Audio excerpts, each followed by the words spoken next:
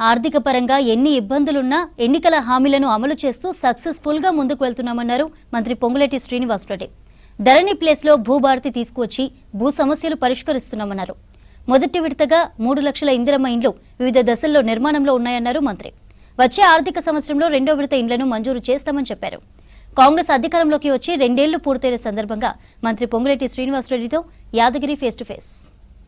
కాంగ్రెస్ అధికారంలోకి వచ్చి 2 ఏళ్లైన సందర్భంగా రాష్ట్ర వ్యాప్తంగా కూడా ప్రజా విజయోత్సవాలు నిర్వహిస్తుంది. మరి దీనికి సంబంధించి ఈ 2 ఏళ్ల కాలంలో కాంగ్రెస్ ఎన్నికల కంటే ముందు ఇచ్చినటువంటి హామీ, ప్రజలకు ఇచ్చినటువంటి హామీని సక్సెస్ఫుల్గా అమలు చేస్తూ ముందుకెళ్తున్నారా? మరి ఈ 2 ఏళ్ల సంబరాలు ఎందుకు చేస్తున్నారంటే ఏం చెప్తారో మనతో పాటు మంత్రి పొంగులేటి శ్రీనివాసరెడ్డి గారిని ఆయన అడిగి మరిన్ని విషయాలు తెలుసుకుందాం. సార్ చెప్పండి, 2 ఏళ్ల పూర్తి అవుతున్న సందర్భంగా సంబరాలు చేస్తున్నారు. సో ఈ సంబరాలు ఎందుకు చేస్తున్నారు? మీరు అనుకున్న హామీలు, ఇచ్చిన హామీలు ప్రజలకు పూర్తి స్థాయిలో అమలు చేసినట్లు అనుకోవచ్చా? ముందుగా V6 ఛానల్ ప్రేక్షకులందరికీ మనస్ఫూర్తిగా హృదయపూర్వక నమస్కారం. తెలంగాణ రాష్ట్రంలో పేదోడు ప్రభుత్వం వచ్చి 2 సంవత్సరాలు పూర్తవుతుంది. ఈ 2 సంవత్సరాల్లో రాష్ట్ర ఆర్థిక పరిస్థితి సహకరించకపోయినా రాష్ట్ర ఆర్థిక పరిస్థితి ఆనాటి ప్రభుత్వం చేసిన వడదొడుగుల వల్ల అనేక ఇబ్బందులు ఉన్నా ఎన్నికల ముందు ఏవైతే హామీలు ఇచ్చామో ప్రతి హామీని నెరవేర్చాలని చిత్తశుద్ధితో ఈ ప్రభుత్వం ముందుకు నడుస్తూ సంక్షేమ కార్యక్రమంలో ఇచ్చిన హామీల్లో ఇప్పటికే 6 4 పూర్తి చేయటమే కాకుండా మిగిలిన 2 పార్షికంగా కొన్ని పూర్తి చేసి మిగిలిన అంశాలను కూడా పూర్తి చేయాలనే దిశగా పయనిస్తూ హామీ ఇవ్వని అనేక కార్యక్రమాలు సంక్షేమం కానీ అభివృద్ధిని కానీ ఈ ప్రభుత్వం గౌరవ ముఖ్యమంత్రి రేవంత్ రెడ్డి గారి నాయకత్వంలో చేసింది అన్నది నిజం. రాష్ట్రాలతో మా పోటీ కాదు, ప్రపంచ దేశాలతో మా పోటీ అనే విధంగా గౌరవ ముఖ్యమంత్రి గారు ఒక బృహత్తరమైన ప్రణాళికలు చేసి వివిధ దేశాల్లో ఉండే ఇండస్ట్రియలిస్ట్ని తెలంగాణ హబ్గా చేసి తెలంగాణ రాష్ట్రాన్ని రోల్ మోడల్గా ప్రపంచ చిత్రంలో ఈ రాష్ట్రాన్ని చూపించే విధంగా అద్భుతమైన కార్యక్రమాలు ఈ ప్రభుత్వం ఈనాడు చేపట్టింది. దాంట్లో భాగమే 2 సంవత్సరాలు పూర్తయిన సందర్భంగా ఈ నెల 8, 9 తారీఖుల్లో జరిగే 4th సిటీలో 30,000 ఎకరాల్లో జరిగే ఉన్న 4th సిటీలో 8, 9 నాడు జరిగే గ్లోబల్ సమ్మిట్కి సంబంధించిన కార్యక్రమం. వివిధ దేశాల నుంచి అనేక మంది అతిరథ మహారథులు ఆ సమ్మిట్లో పాల్గొబోతున్నారు. అదే నిదర్శనం దేశవ్యాప్తంగా కాదు ప్రపంచవ్యాప్తంగా తెలంగాణ రాష్ట్రం యొక్క రేజింగ్ ఎలా ఉన్నదన్నది. ఇవన్నీ జీర్ణించుకోలేని ఆనాటి మాజీలు అనేక అవాక్కులు చవాక్కులు చేస్తూ ధనిక తెలంగాణ రాష్ట్రంలో చేయలేని ఇన్ని మంచి పనులు, ఆర్థిక పరిస్థితి బాగలేకపోయినా ఈ ప్రభుత్వం ఎలా చేస్తుందని రాత్రనక పగలనక ఆలోచించి వాళ్ళకి అవాక్కులు చవాక్కులు, అసందర్భమైన మాటలు, అనేక ఆరోపణలు చేస్తూ వస్తున్నారే తప్ప ఇక్కడ అభివృద్ధి కాకుండానే కాదు, సంక్షేమాలు ఇవ్వటం లేదనేది కాదు. ఉదాహరణకి ఈ మధ్య వాళ్ళు కొన్ని గ్లోబల్ ప్రచారం చేస్తున్నారు.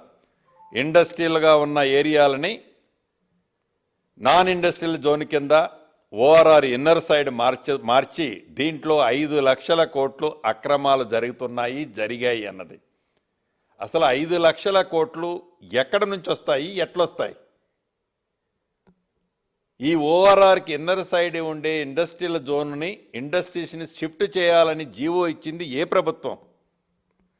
మీ ప్రభుత్వంలో మీరు ఇచ్చిన దాన్ని పారదర్శకంగా ప్రతి పేదవాడికి మంచి జరగాలని, ప్రతి ఇండస్ట్రీస్కి ఒక పాలసీని పెట్టాలని, దానికి ఉండే అప్రోచ్ రోడ్డును బట్టి కార్డు వాల్యూ మీద on depending of approach road విడ్త్ను బట్టి కొన్ని రేట్స్ ఫిక్స్ చేసి అది ప్రాసెస్ కూడా టైం బాండ్ ఫిక్స్ చేసి ఈ ప్రభుత్వం పారదర్శకంగా క్యాబినెట్ సబ్ కమిటీని రికమెండ్ చేసిన దాన్ని క్యాబినెట్ అప్రూవ్ చేసి జీవో రూపంలో ఇస్తే మీలాగా ఐటెం బై ఐటెం మీతో ఉన్న తొత్తులకో, మిమ్మల్ని కలిసిన వ్యక్తులకో, మీకు లాలుచి ఉన్న వ్యక్తులతో అటువంటి విధంగా కాకుండా ఓపెన్గా ఒక పాలసీని అడాప్ట్ చేస్తే దాన్ని మీరు తప్పుపట్టి దాంట్లో 5 లక్షల కోట్ల అవినీతి జరిగిందని మాట్లాడటానికి కనీసం జ్ఞానం ఉండాలా?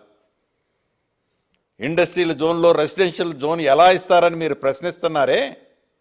మీరు అధికారంలో ఉన్నాడు, మీ నాయన ముఖ్యమంత్రిగా, నువ్వు మంత్రిగా ఉన్నాడు.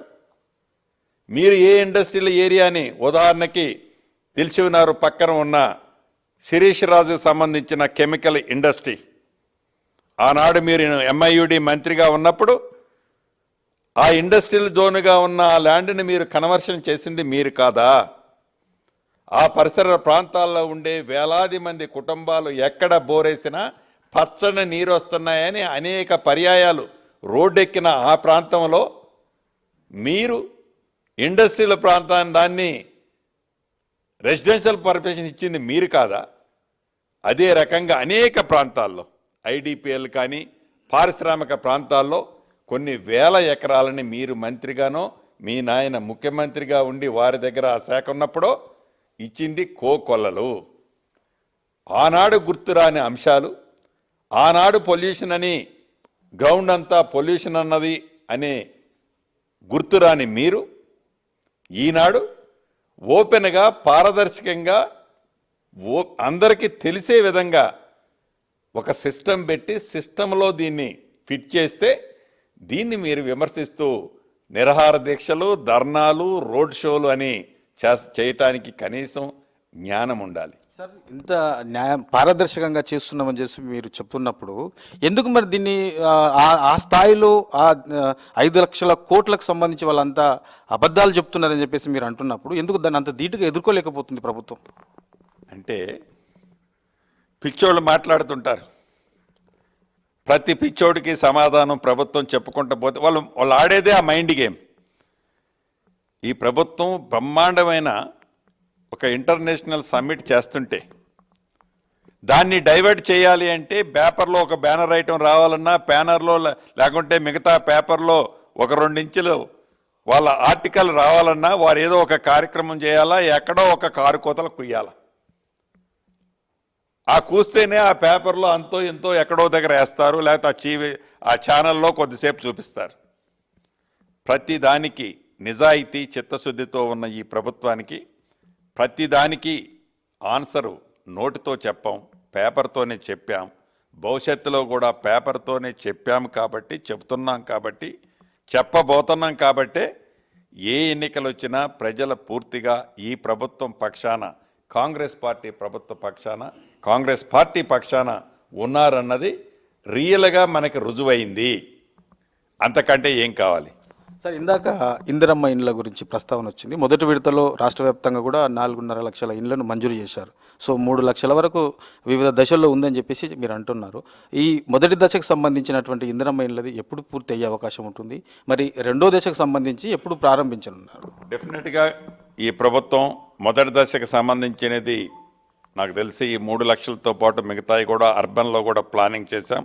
అర్బన్కి సంబంధించిందో కూడా పాలసీని ఫైనల్ చేయబోతుంది ఈ ప్రభుత్వం అతి కొద్ది రోజుల్లోనే.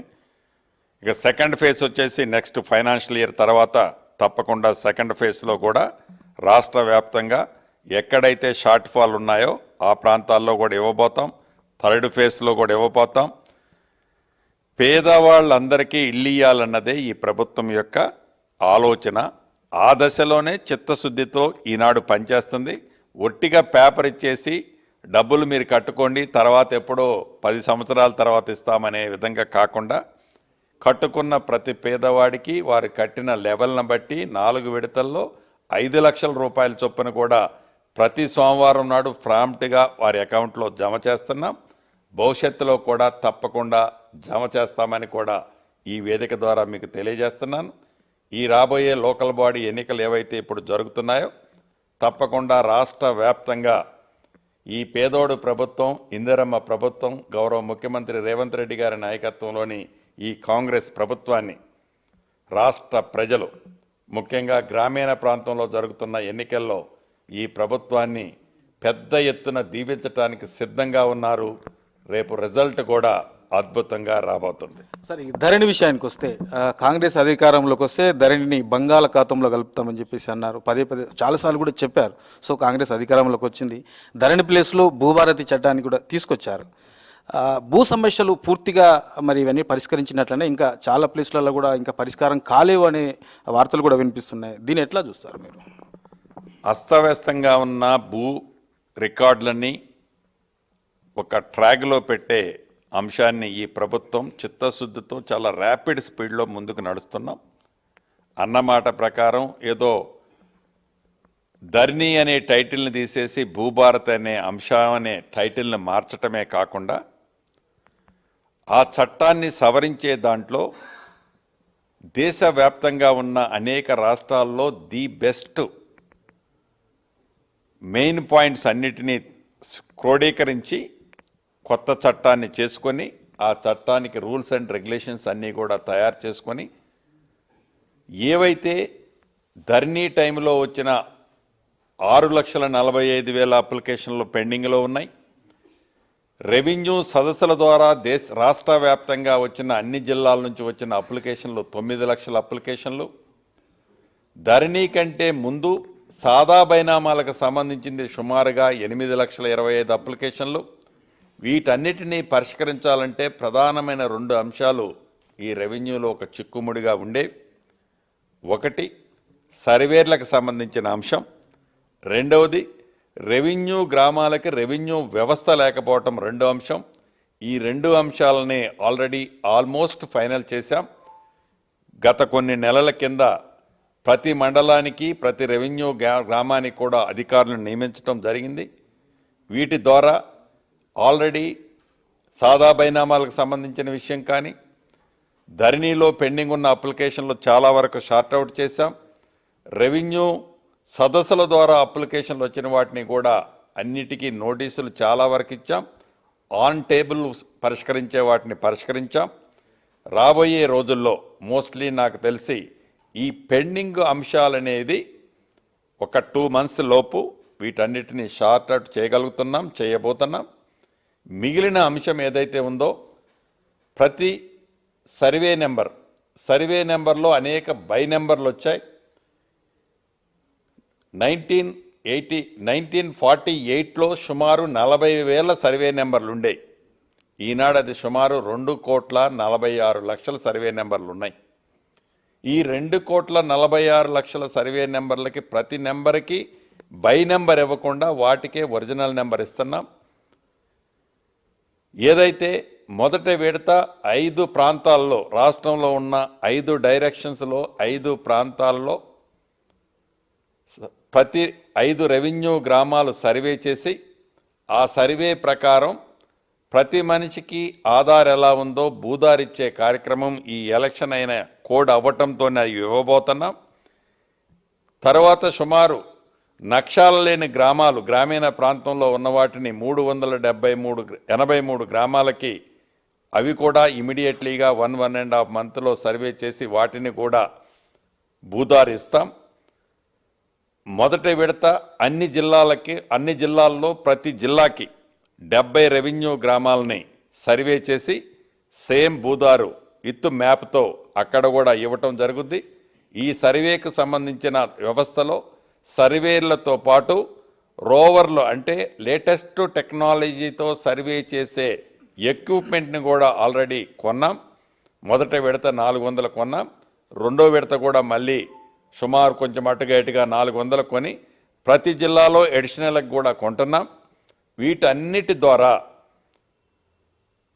సర్వేలు ఫైనల్ అయింది, జీపీఏలు ఫైనల్ అయ్యారు, రికార్డులు ఫైనల్ అయ్యాయి, వ్యవస్థ స్ట్రీమ్లైన్ అయింది. కాబట్టి తప్పకుండా రాబోయే 1 year లోపు అన్ని గ్రామాలలో రెవెన్యూ గ్రామాల్లో సర్వేతో పాటు ఈ వ్యవస్థని స్ట్రీమ్లైన్ ఈ ప్రభుత్వం చేసే దిశగా ముందుకు నడుస్తుంది. కాంగ్రెస్ వచ్చి అధికారంలోకి వచ్చి 2 సంవత్సరాలు అవుతుంది. ప్రజల కోసం వివిధ సంక్షేమ పథకాలు తర్వాత రాష్ట్ర అభివృద్ధికి సంబంధించిన కార్యక్రమాలు చేస్తున్నారు, బాగానే ఉంది.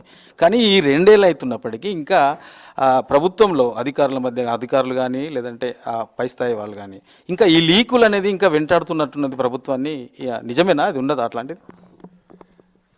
ఈ ప్రభుత్వానికి గౌరవ ముఖ్యమంత్రి గారికి కానీ ఈ క్యాబినెట్కి కానీ లీకులు ఎలా అరెస్ట్ చేయాలనో చాలా బాగా తెలుసు. ఈ ప్రభుత్వం పారదర్శకంగా ఉండే ప్రభుత్వం.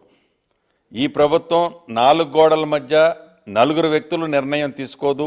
ఏది పబ్లిక్కి పాలసీ మ్యాటర్స్ ఉంటాయో అవి ఓపెన్గానే డిస్కస్ చేసి ప్రజల అభిప్రాయాలకు అనుగుణమైన పాలసీ మ్యాటర్సే ఈ ప్రభుత్వం చేస్తుంది. అలా కాకుండా ఉద్దేశపూర్వకంగా కావాలని ఏ లీక్ వీరులు అయితే ఉన్నారో ఆ లీకులు ఈ ప్రభుత్వం చట్టరీత్యా చట్ట పరిధిలో వాటిని ఎలా కంట్రోల్ చేయాలో ఈ ప్రభుత్వానికి బాగా తెలుసు. ఎట్లా సార్, దాదాపు రెండు సంవత్సరాలు అవుతుంది, ఇంకా అది వెంటాడుతూనే ఉన్నది ప్రభుత్వాన్ని. ఇంకెప్పుడు దీన్ని కట్టడి చేస్తారు? అంటే లీకులు ఉన్నాయన్నది ఒక వదంతి, లీకులు ఉన్నట్లు చిత్రీకరించేది ఆ పింక్ కలర్ వాళ్ళది అదొక విషయం. సో లీకులు ఉన్నది, అసలు లీకు ఉన్నా కొంచెం ఉన్నా కూడా ఇది ఈజీగా ఐడెంటిఫై అవుతుంది. లీకులు ఉన్నట్లు ఎక్కువ చిత్రీకరించొద్దు ఆ pink colour. Thank you sir. So ఇది మొత్తానికి కాంగ్రెస్ అధికారంలోకి వచ్చి 2 ఏళ్ళైన సందర్భంగా ప్రజలకు అవసరమైనటువంటి సంక్షేమ పథకాలు, ప్రజలకు హామీ ఇచ్చినటువంటి పథకాలన్నీ అమలు చేస్తూ రాష్ట్ర అభివృద్ధిని, మరోపక్క రాష్ట్రాన్ని అభివృద్ధి చేస్తూ ముందుకెళ్తున్నామని చెప్పేసి మంత్రి పొంగులేటి శ్రీనివాసరెడ్డి చెప్తున్నారు. కెమెరా పర్సన్ మధుతో యాదగిరి, V6 న్యూస్, హైదరాబాద్.